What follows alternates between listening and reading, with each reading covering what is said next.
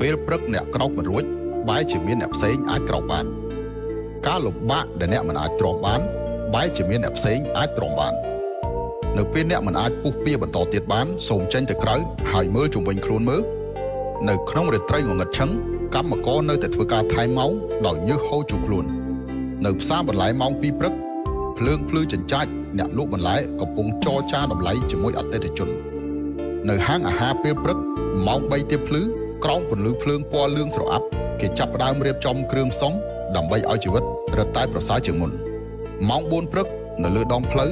ក្រោមពន្លឺភ្លើងដ៏ត្រជាក់កម្មករសម្អាតផ្លូវចាប់ផ្ដើមចេញទៅបោសសម្អាតតាមដងផ្លូវរួចទៅហើយ